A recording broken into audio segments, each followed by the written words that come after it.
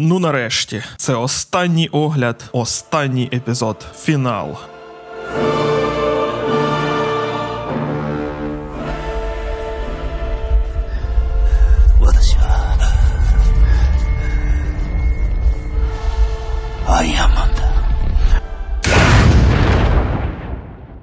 Оскільки Мадара воістину воскрес, то він втрачає свій реанімований Ріннеган, бо пурпурні очі цьому ж світу не належать. Наступним кроком Мадара скидає свій одяг, щоб тіло трохи подихало, та забирає чакру у Хашірами, щоб оволодіти його сенджитсу. Тобто тепер сліпота не стає йому на заваді, бо Мадара може відчувати чакру ворогів. Але тут, як тут, з'являється білий Дзецу, який звідкись дістав справжнє око Ріннегану, тобто другий з тих двох, з яким Обіто літав у селище дощу на могилу Нагато та Яхіко. Тепер Мадара і сам може викликати Гедо, що він і робить. Як ми пам'ятаємо, хвостатих було вирвано із тіла Обіто, тому їх знову можна затягнути у статую. Наруто відповідно втрачає Кураму і починає повільно помирати без нього. У той же момент Саске здійснює провальний напад на Мадару, за що останній наносить хлопцю смертельний удар. Гаара тягне Наруто до Цунаде та Сакури, аби хтось із них спробував дати Наруто більше часу, аби вони встигли дістатись до Мінато і другої частини Курами. Гаара та Сакура, незважаючи на перешкоди, прямують до 4-го Хокаге. Сакура у цей момент масажує Наруто серце зсередини, навіть не підозрюючи, що її краш також помирає. Навіжена Карін своїми здібностями сенсора відчуває, що Саске майже все, тому мчить до нього разом із Орочимару.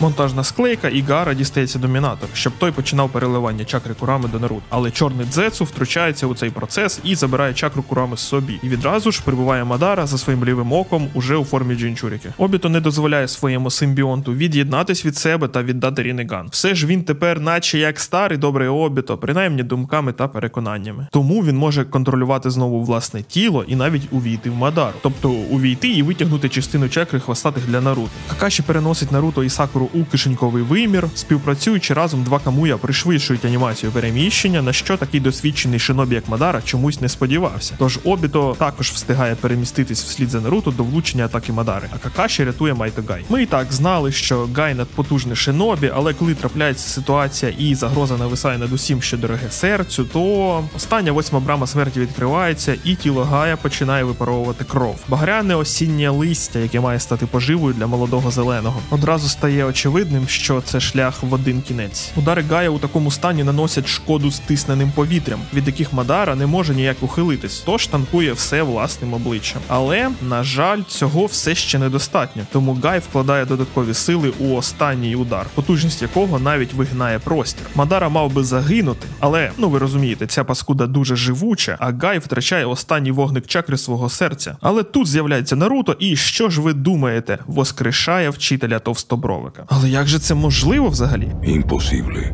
З'явився мудрець до хлопців, пояснив за чакру, сказав, що помилився, коли наділив силою тільки одного із братів, тому цього разу він хоче розділити її порівну між Наруто та Саске, щоб спробувати нову стратегію цього разу. Хагорома взагалі якийсь непослідовний, бо він не втрутився у сутички Хашірами та Мадари, але чомусь вирішив це зробити зараз. Мабуть, він відчув, що попередня реінкарнація Індри переграла навіть його без сили 6 шляхів. Треба віддати належне Мадарі, звісно що. Таким чином, сила світла дістається Наруто, а сила темряви – Саске. Що б це не значило, але Наруто може зцілювати і воскрешати, а Саске отримав якийсь хитро зроблений Ріннеган, який дозволяє телепортувати себе замість якогось предмета, і, мабуть, ще краще, ніж із Шарінганом, аналізувати ситуацію. Наруто атакує побитого Гаєм Мадару, своєю атакою він валить чакродерево, те падає на Мадару і шепоче останньому на вушко, щоб він поглинув його і відновив сил. Що Мадара і робить. Але все ж отримує тягла від Наруто та Саске і згадує про друге око Ріннегану,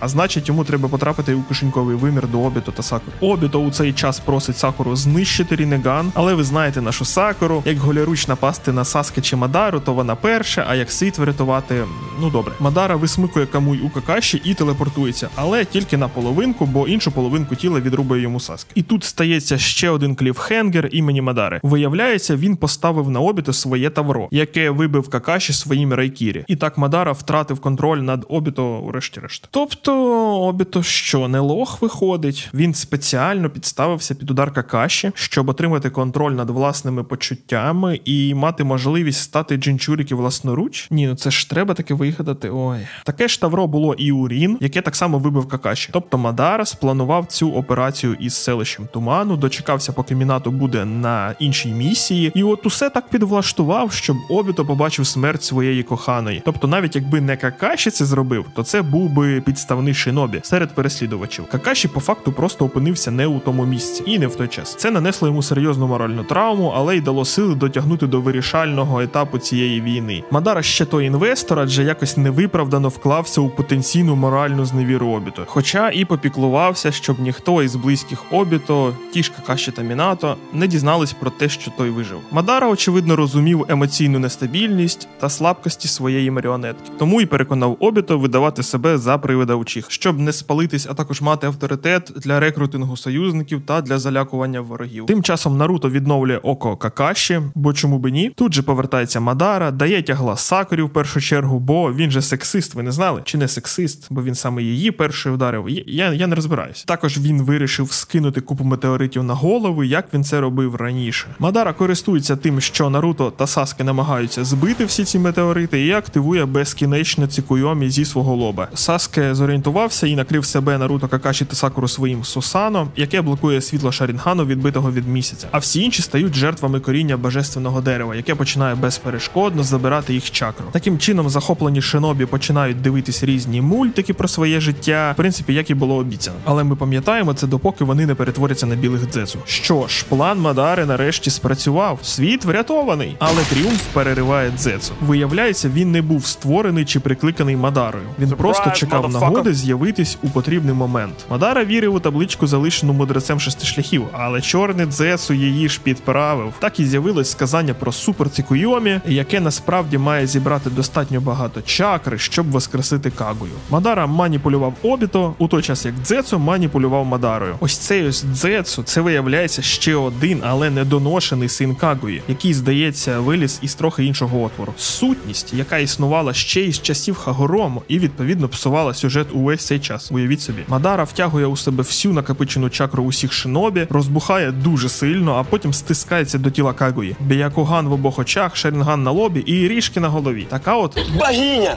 На заваді у Кагуї лишаються тільки команда номер 7 та непритомний Обіто. Кагуя переносить їх у пекельний вимір, де Наруто навчається літати, що досить корисно, бо під ногами ж лава, якщо ви не помітили. Дзецу ностальгує і згадує про те, що трава раніше була зеленішою. У ті часи десятихвосте дерево жерло чакру планети. Це не подобалось як мінімум мешканцям гори Міобоку, наприклад, ті самі жабі Оракулу. Тому Гамамару захотів натравити синів проти матері, аби врятувати цей світ, поки дерево не поглине усе. Кагуя ж готувала до війни із іншими космічними істотами. Не шарю за Боруто, але походу вона боялась своїх же родичів Оцуцуки. І саме тому перетворювала людей на білих зомбі. Можливо, вони б мали напасти першими, поки на них не напали. Якщо драка неізбіжна, бити треба першим. Десь у момент свого запечатування Кагуя відділила від себе Дзецу, який оці всі пакості й наробив. Повертаючись до теперішніх подій, зваблювальна техніка Наруто діє на збочинку Кагуї, і та отримує ущелеп. І щоб не дати можливості себе запечатати, вона переносить усіх у засніжений вимір. Потім вирішує розділити Наруто та Саске, адже вони тільки разом можуть здолати її. Саске чахне у пустельному вимірі, а Наруто тягне час у цьому зимовому. Нарешті наше спасіння Обіто приходить до тями і вигадує план по порятунку світу. У момент переходу Кагуї між світами вона відкриває портал у так званий основний світ. Оскільки це просторова часова техніка, то Камуй може перенестись через той же портал. Що й робить Обіто та Сакура. Сакура передає накопичену у лобі чакру до Обіто, аби той відкривав портали у різні світи у пошуках Саске. Таким чином вони і знаходять Учиху. Повертаються назад, але Кагуя далі переносить їх у вимір із дуже сильною гравітацією, де вона націлена убити Наруто та Саске. Але живими щитами стають Обіто та Какаші. Обіто має Шарінган, тому він рятує Какаші, а сам отримує смертельне поранення. Нарешті Обіто зустрічається із Рін, і щоб Какаші їм не заважав, Обіто якось передає йому залишки чакри із свого трупного попелу. Какаші із повноцінним Камуєм навіть здатен викликати Сусано ідеальної якості. Коротше, із усім цим арсеналом вони вигадують план, як дістатись Кагуї. Не обійшлось і без Сакури, яка вчасно засадила по пиці матері 3 дітей. Джой, сраку!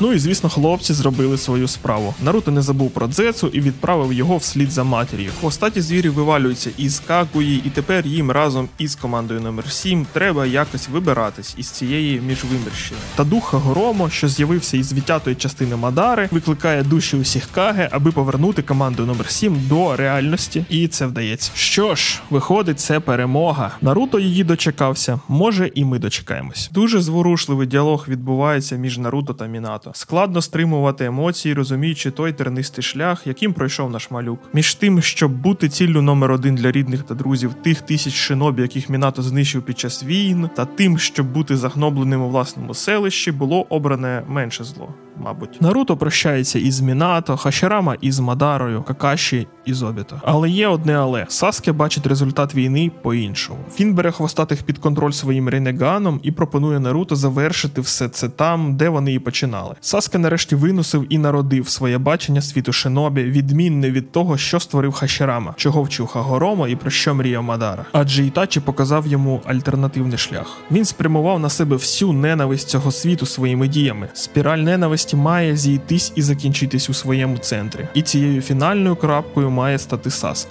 Він хоче знищити систему селищ, вбивши всіх Каги, поки має змогу і сили хвостатих. Він воліє стати самотнім спостерігачем, хто буде втручатись тільки за необхідності. Звісно, що такий підхід протирічить баченню Наруто, адже йому товариша треба повернути до Конохи, та й віддавати життя інших він теж не хоче. Ну і так уже сталося, що тільки Наруто може протистояти Саске. Тож починається останній двобій. А поки хлопці б'ються, я спробую пояснити, яких я дійшов висновків щодо усього цього світу шинобі, за які б'ються наші хлопці. Перший сезон нам розповідає про самотність на прикладі дітлахів, почасти сирот, чиїх рідних забрали війни чи протистояння між селищами. Саме ця самотність мотивує шукати силу, яка необхідна для досягнення однієї з двох альтернативних цілей. Перша – це захист тих, хто тебе приймає і лікує від болючої самоти. Таким прихистком зазвичай стає селище чи клан, а такі діти стають найкращим матеріалом для того, аби створити із них живу зброю. Друга – це захист власних переконань, тобто отримання сили задля того, щоб продовжувати залишатись самотнім і надалі. У контексті системи селищ це називається відступництво. Бо як же це можна поставити свої інтереси вище інтересів селища? Другий сезон додає до і так складної долі шинобі постійне випробування ненавистю. Ми пам'ятаємо, який діагноз Мадара поставив цьому світу. Люди не можуть відкритись одне одному повністю, а значить завжди зможуть приховати щось, що може стати причиною конфлікту та запустити новий цикл непорозумінь та помсти. У якийсь момент свого життя і неодноразово шинобі, наскільки б юним він не був, постає перед вибором піддатись ненависті чи протистояти їй. Перше видається логічним, бо принцип око за око – це не порожній звук для шинобі. Та й причин для помсти занадто багато. Чинити спротив ненависті здатні хіба що одиниці. Найчастіше ті, хто обрав шлях відступництва. Такі девіанти, навіть якщо вони мають благі наміри, усе одно втілюють їх з кунаєм у руці. Адже це світ шинобі. Тому в залишку отримуємо, наприклад, масову різню власного клану. Таке враження, все, що нам хочуть продати автори, так це те, що мир – це ніщо інше, як вигадка. Хіба що сам засновник цього світу і втрутиться, бо надії на цих шинобі вже немає. До речі, символічно, що рішення, запропоноване Мадарою, це створення саме ілюзії миру. Але мені здається, що світ приречений не стільки через те, як діють шинобі, а скоріше через те, для чого вони взагалі існують. Моя теза наступна. Єдиний справжній вибір, який має шинобі, це здатність обрати, як йому загинути. Бо момент смерті – це такий собі катарсис для шинобі.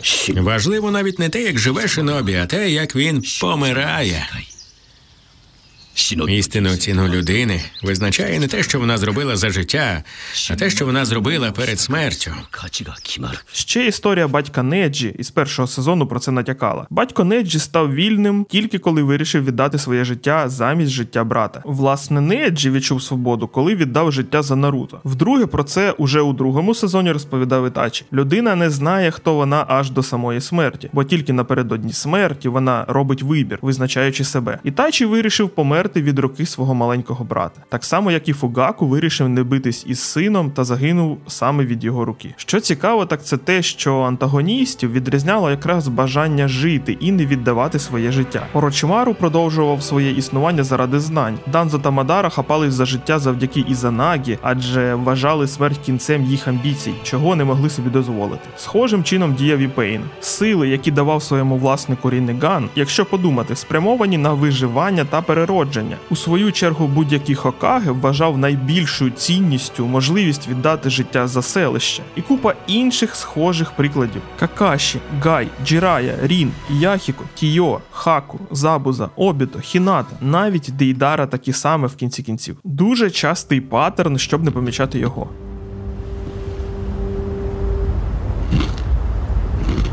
Зрозумійте, я не вважаю жертовність чимось негативним. Але ось ця хвора заточеність на те, щоб померти як справжній шинобі, як на мене, показує максимальну обмеженість поглядів. Наче єдине, що визначає шинобі, це те, скільки разів він намагався померти до того, як віддати власне життя. Отака от система цінностей. Це чимось нагадує те саме існування, яке ми можемо спостерігати на болотах. Все, що обирають мокшани, це як їм померти – у багнюці та смітті чи на фронті від наших воїнів. Мені хочеться вірити, що ми боремось не за те, щоб віддати життя, а за те, щоб його зберегти та відновити. Але шинобі завжди у своєму спаплюженому світі знайде собі війну або її розпочне, адже це найкоротший шлях відчути щось окрім злоби, несвободи, самотності чи ненависті. Тому я, мабуть, не вірю у те, що такому світу шинобі вдасться. Але при цьому, мабуть, це також не означає, що не треба намагатись. І якщо найкращий із найгірших варіантів, маю на увазі план Мадари, не спрацьовує, то які тоді шанси на успіх має Саске? Наруто не дозволяє себе убити, а значить Саске не може прийняти на себе тягар ненависті усього світу, адже буде лишатись ще Наруто, його друг, який буде допомагати нести цей тягар. Хоча я впевнений, Саске так чи інакше не стало б сил на це. Як він би не намагався розірвати зв'язки, але він вже відчував колись справжню любов до батьків та до брата. Він відчував те саме і по відношенню до Наруто. Саске довго вважав любов слабкістю, а спроби Наруто поділитись нею мізерними. Та Наруто став йому орієнтиром, яким колись був для нього Ітачі. Серце Саске здатне впустити назад любов, тим паче, коли є ті, хто готові її дати. А наш Наруто має достатньо любові, щоб поділитись нею взагалі із усіма. Навіть Ітачі повірив у це. То чому Саске не має цього зробити? Бій закінчується повним виснаженням хлопців, останні краплі чакри були використані для фінального удару. Саске та Наруто відірвали один одному кінцівку і мали б стікти кров'ю, якби їх переплетені думки не повернули їх до свідомості, і Саске прийняв свою поразку у їх із Наруто протистоянні. Згодом їх знайшли Какаші та Сакура, Цикоями було розвіяне, і все повернулось до норми. Так чи інакше, здатність утворити перший в історії альянс шинобі та величезні втрати на полі бою, що ставить під сумнів здатність селища воювати, а також існування шинобі рівня Наруто та Саске, які можуть в соло стерти будь-яке селище, створюють вагомі причини забути про попередні чвари та взяти курс на відновлення, мир та процвітання. Хоча б на деякий час. Отож, Какаші стає шостим Хокаге, хоча Цунаде так-то могла б і продовжувати, все ж документи підписувати, це не проти Мадари битись. Але Какаші це ж герой війни, хтось же має притримати крісло до того часу, поки Наруто підготується до омріяної посади Хокаге, адже він так і не склав екзамен на Чуніна. Щодо хвостатих, я так розумію, у людей трохи змінилось до них відношення, тому Курама та Гюкі лишились в тілах Наруто та Бі, а інші, походу, кайфуватимуть на волі, може в якомусь заповіднику. Стосовно втраченої руки Наруто, залиште це Цунаде та клітинам її діда. Щодо Саске, він потрапив у в'язницю, як і має ставатись із злочинцями. Але Какаші та Наруто наполягають на достроковому звільненні, адже Саске допоміг розвіяти Цикуйомі, чим продемонстрував свій намір до співпраці. Саске вирішує, що не варто лишатись у селищі, а краще пошукати нові сенси деінде, адже він так багато часу витратив на помсту, що зовсім не розуміє той світ, на відміну від нас із вами, частиною якого він тепер хоче бути. Відверто не знаю, що змінилось у цьому світі шинобі після війни. Система селищ продовжуватиме функціонувати, як і раніше. Якщо навіть не селище, то, можливо, країни у якийсь момент знову матимуть геополітичні претензії одна до одної. Це що, все буде триматись на страху до сили Наруто та Саске? Тобто план Саске таки спрацював? Це ж практично те, чого він і прагнув. Трохи у іншому вигляді, звісно, та все ж. Чекаємо наступного чорного лебідя, який невідворотньо розпочне новий цикл. Що ви думаєте з цього приводу? А я думаю, що аніме на цьому закінчується. Я багато говорив про цей триклятий світ шинобі, але все ж не варто забувати те, із чого починалось це аніме. аніме. З хлопця, якого булили у власному селищі просто за долю, яку він не обирав, який відчув біль кохання без взаємності, який боявся не виправдати очікувань інших, який знаходив найкраще в людині та вірив у неї до кінця. Але також мав мету та принципи та відкритий до навчання розум, а також досить місця у власному серці для інших. Мені здається, Наруто вдало показує те, що добро має завжди бути із кулаками, щоб боротись за власні переконання.